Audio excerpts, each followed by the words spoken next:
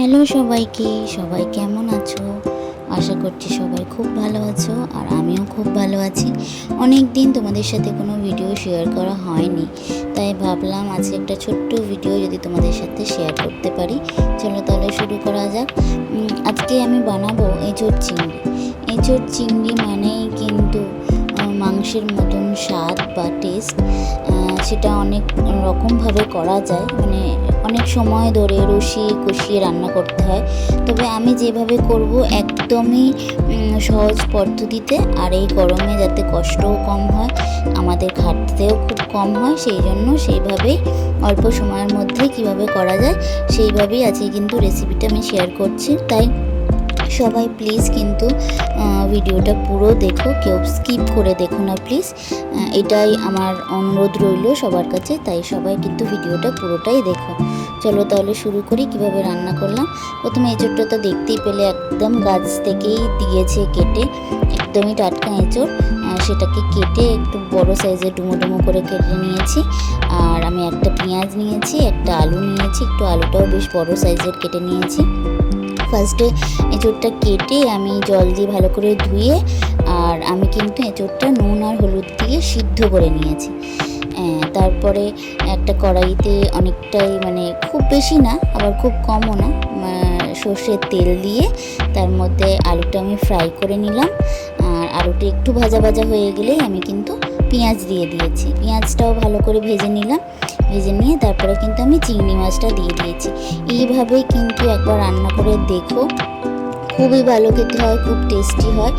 আর এতটা অনেকটা সময়ও লাগে না, যে এঁচোড় করতে অনেক সময় লাগে সেটা আমি যেভাবে করছি এইভাবে কিন্তু বেশি সময়ও লাগে না। আমি খুব অল্প সময়ের মধ্যেই কিন্তু রান্নাটা কমপ্লিট করেছি।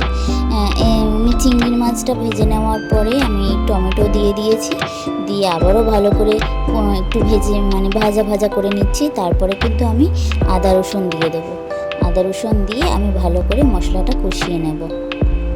আমার ভিডিও কেমন লাগছে সেটা কিন্তু অবশ্যই জানাবে, আর ভালো লাগলে কিন্তু চ্যানেলটা সাবস্ক্রাইব করে রাখবে অবশ্যই। আর পাশে থাকা বেল আইকনটা অবশ্যই প্রেস করে রাখবে, যাতে নতুন কোনো ভিডিও দিলে তার নোটিফিকেশান তোমাদের সাথে সাথেই চলে আসে। আর কমেন্ট করে জানাবে কিন্তু যে আমার ভিডিওগুলো কেমন লাগছে। চলো তাহলে আবার রান্নাটা শুরু করা যাক।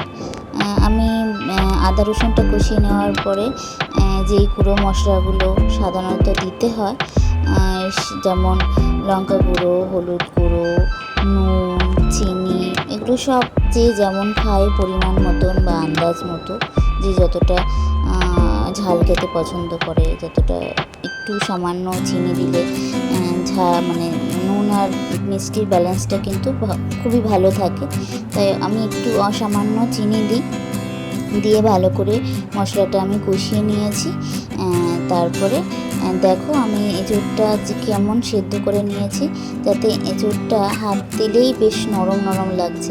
এভাবে সিদ্ধ করে নিলে এঁচোড়টা কিন্তু একদমই কম সময় লাগে, আর এর মধ্যে নুন মিষ্টি ঝালটা বেশ ভালোভাবে কিন্তু ঢুকে যায়।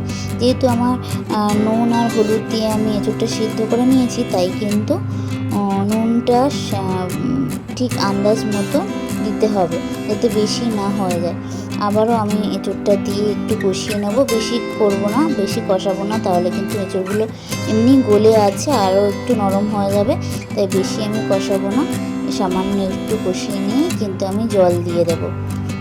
জল দিয়ে ভালো করে ফুটিয়ে নিলেই কিন্তু আমার এঁচোড় চিংড়ি রেডি হয়ে যাবে খুবই অল্প সময়ে।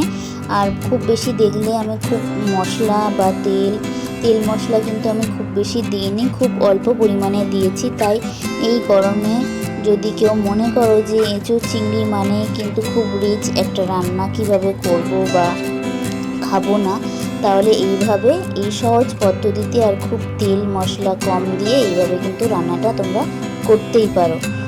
অবশ্যই দেখবে পুরো ভিডিওটা, কেমন লাগছে সেটা কিন্তু আমাকে অবশ্যই কমেন্ট করে জানাবে।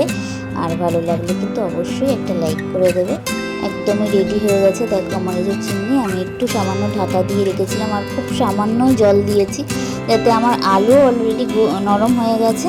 আর এঁচোড় তো আমি আগে থেকে সিদ্ধ করেই নিয়েছিলাম, তাই সিদ্ধ হওয়ার কোনো ব্যাপারই নেই।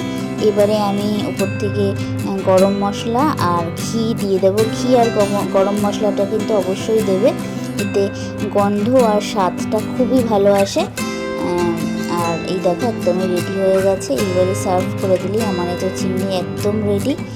চলো তাহলে কেমন লাগছে রেসিপিটা অবশ্যই সেটা কমেন্ট করে জানাবে। ভালো লাগলে একটা লাইক করে দেবে।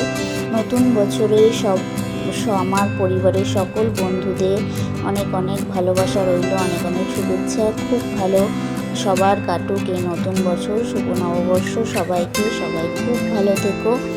আর আমার ভিডিওগুলো কেমন লাগছে সেগুলো কিন্তু অবশ্যই কমেন্ট বক্সে জানিও। তোমরা কমেন্ট বক্সে না জানালে আমি কিন্তু জানতেই পারবো না যে আমার ভিডিওগুলো তোমাদের কেমন লাগছে। সেই জন্য অবশ্যই কিন্তু সেটা জানাবে। আর সবাইকে অনেক অনেক ভালোবাসা রইল। সবাই ভালো থেকো, সুস্থ থেকো। আজকের মতন টাটা, আবার দেখা হবে নেক্সট একটা ভিডিওর সাথে। চলো টাটা, বাই বাই সবাইকে।